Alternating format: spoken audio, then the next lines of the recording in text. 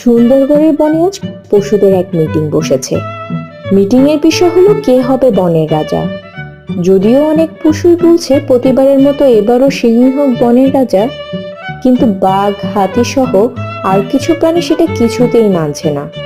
Meeting এর সভাপতি শিয়াল বলল, দেখুন পশু ভাই সব, আমার মতে সিংহ মশাইয়ের মতো একজন বিচক্ষণ, অভিজ্ঞতা সম্পন্ন, শক্তিশালী, দ্রুততম এবং ক্ষমতাবান পশুরই এ বনের রাজা হওয়া উচিত। তাতে আমাদের সবারই মঙ্গল।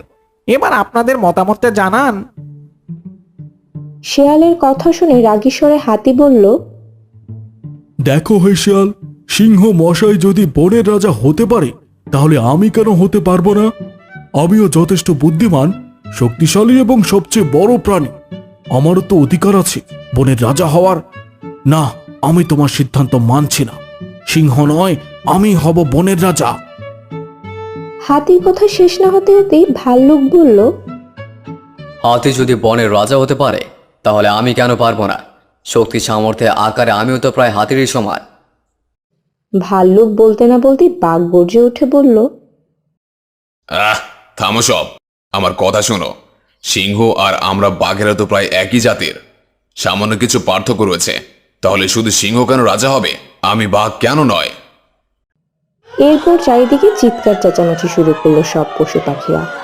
বানর থেকে শুরু করে সামান্য খরগোশ পর্যন্ত বনের রাজা হওয়ার দাবি। আজ বনের রাজা হওয়ার প্রতিযোগিতায় অংশগ্রহণ করতে সূর্যোদয়ের সাথে সাথেই বনের এই ফাঁকা জায়গায় হাজির হয়েছে সব পশু পাখিরা। কেউ প্রতিযোগিতায় অংশগ্রহণ করতে এসেছে, আবার কেউ এসেছে দেখতে। তখন শিয়াল ঘোষণা করলো, এই বনের শেষ প্রান্তে পাহাড়ের টিলার উপর রাখা আছে বনের হবু রাজার মুকুট। আর এই যে সামনে দেখতে পাচ্ছেন লাল দাগ, এই লাল দাগ থেকে যাত্রা শুরু করে যে আগে মুকুটের কাছে পৌঁছাতে পারবে সেই হবে বনের রাজা। মনে রাখবেন, কোনো চালাকি করা যাবে না, কারণ আপনাদের পাশাপাশি সবসময় আপনাদের স্বেচ্ছাসেবী শিয়ালরা ঘোরাফেরা করবে। তাই কেউ চালাকি করলে সে ধরা পড়বে আর প্রতিযোগিতা থেকে বাদ যাবে। তো বন্ধুগণ, আপনারা কি প্রস্তুত? শিয়ালের ঘোষণা শুনে সবাই চিৎকার করে বলল, প্রস্তুত। এরপর শিয়াল 1, 2, 3 গুণে বাঁশিতে ফু দিতেই সব প্রাণীরা ছুটতে শুরু করলো।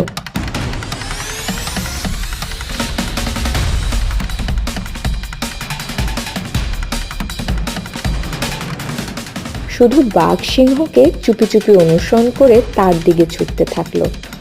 হাতি ছুটতে ছুটতে নদীর সামনে এসে থেমে গেল। এ কি, এই নদীতে তো পানি কম, কাদাই বেশি। পানি বেশি থাকলে সাঁতরে ওপারে যেতে পারতাম, কিন্তু এই কাদায় তো আটকে যাব মনে হচ্ছে। কি আর করা, যেতে তো হবেই আমায় আজ, নইলে বনের রাজা হব কি করে?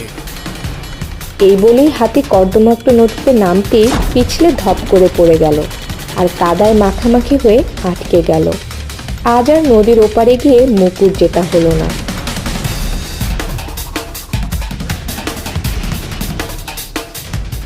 এদিকে ভাল্লুক ছুটতে ছুটতে বনের গভীরে চলে এসেছে। ঠিক তখন সামনে দেখলো একটা গাছে মৌমাছির চাক। সেখান থেকে লোভনীয় মধু গল গল করে পড়ছে। আহ, কি সুস্বাদু মধুর গন্ধ আসছে ওই চাক থেকে। এখনো তো অনেক সময় আছে আমার হাতে, একটু মধু বরং খেয়েই যাই। বলেই ভাল্লুক মৌমাছির চাক ভেঙে মধু খেতে লাগলো আরাম করে। মনে হয় না আজ আর সে প্রতিযোগিতায় ফিরে যাবে। সুতরাং ভাল্লুকও প্রতিযোগিতা। নদীর পাড় ধরে কিছুটা উত্তর দিকে আসতেই সিংহ দেখলো সত্যি এদিকে নদী কম প্রশস্ত, আর মাঝখানে পাথরও আছে লাফ দিয়ে পার হওয়ার জন্য। এই তো পেয়ে গেছি।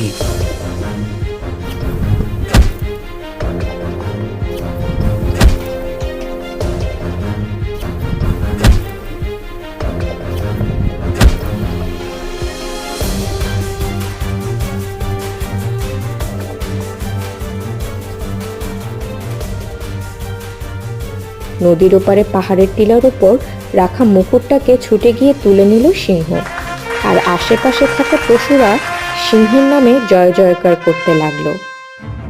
সিংহের গুহার সামনে এসে হাজির হয়েছে বনের সব প্রাণী। আজ সব প্রাণীর সামনে বনের রাজা হিসেবে সিংহের অভিষেক হবে। হাতি, ভাল্লুক আর বাঘও এসেছে সিংহের দরবারে, কারণ তারা নিজের ভুল বুঝতে পেরেছে। প্রতিযোগিতা শেষে সিংহ নিজে বাঘকে উদ্ধার করেছে নদী থেকে,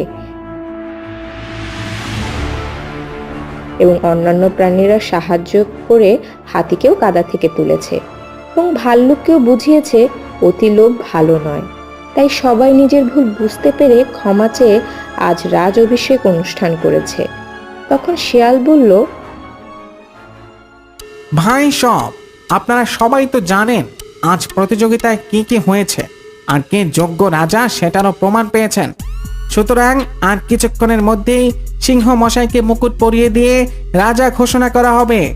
তবুও আপনাদের যদি এই ব্যাপারে কিছু বলার থাকে তাহলে নির্ভয়ে বলতে পারেন। আমার আর কিছু বলার নেই। আমি নিজের ভুল বুঝতে পেরেছি। শুধুমাত্র আকার আকৃতিতে বড় হলেই যে বনের রাজা হওয়া যায় না, সেটা খুব ভালো করে বুঝেছি আমি। আমার মতে সিংহ মশাই হলো বনের যোগ্য রাজা। হাতির কথা শেষ না হতে হতেই ভাল্লুক বলল, হাতি একদম ঠিক বলেছে। আমারও কোনো আপত্তি নেই এই সিদ্ধান্তে। আমি নিজের ভুল বুঝতে পেরেছি। বনের রাজা হতে গেলে যে লোভ করা যায় না, এটা আমি বুঝতে পারিনি।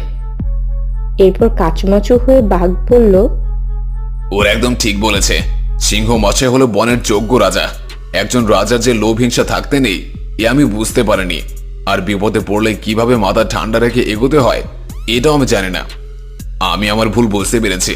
সিংহই হলো বনের আসল রাজা।